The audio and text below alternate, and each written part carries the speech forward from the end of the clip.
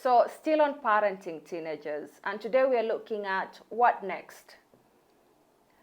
Negative experiences happen or we find ourselves in. What next? You've been disappointed, you've been lied to, you've been heartbroken, you've been betrayed. What next? What next does not mean that we belittle or we diminish the feelings, the negative feelings that have been evoked from those negative experiences, but it's taking charge of those feelings that have now been provoked. You've been angered. What do you do with that? What next? You've been disrespected. What next? How do you respond to that? Your teenager is looking at you, is watching you, and is learning from you. So let's say you told your daughter in Form 3, you talked and you set a target for the end of year exam. And she promised she's going to get an A, and she's worked hard for it, but she brings home a B. How do you respond to that? What next? Do you get upset at your daughter? And how upset do you get? So here, do you look at the grade as a manifestation of their academic performance? Or do you look at it as their identity, as who they are at that particular moment?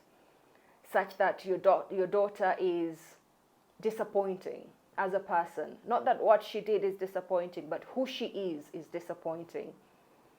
And you go mad at your daughter for days, for weeks. You want to punish them. You want them to feel bad for that grade. And the question here is, causing them emotional injury, is that a debt you're collecting for the financial investment that you made to their academic performance? Was there an agreement initially that you're paying for an A but not for a B? Because some parents can make their children feel so bad about their grades such that they feel completely unloved, and they work so hard beyond their capacities. They're breaking their backs just to be able to score that grade so that their parents can be impressed by them. And these children grow up working the same way to earn love. They think that for them to be loved, they have to be impressive. They have to be academically sharp. They have to be A students. Your daughter, your son is looking at how you respond to these situations. They're looking at how you end arguments with your spouse, how you end arguments with your neighbors. Are you the first to apologize? Are you able to take a critical look at yourself and see, I think I may have made a mistake and my neighbor was right? Or are you always the sort of parents who has to be right all the time? Your son, your daughter is looking at how you respond to different negative situations with your colleagues at work, with your friends. Are you the sort of person who ends relationships very quickly simply because of mistakes that can be tolerated, that can be accommodated, that can be corrected, that can be fixed? They're looking at you and they're learning, and they're going to take those patterns with them into adulthood.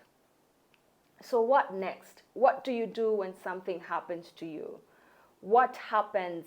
What do you do when you find yourself in a situation that is negative, that is bad, that provokes a lot of negative, strong emotions? What do you do as a parent? And your teenager is looking at that and learning from that.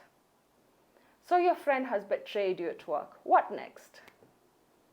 So your husband forgot to call you back. What next? How long does that argument last?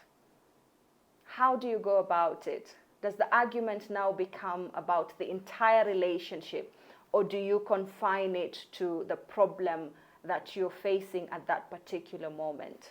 Your teenager is learning from you. All these details, all these directions that you're taking for different bad things that are happening to you. Your teenager is looking at you and they're learning from that.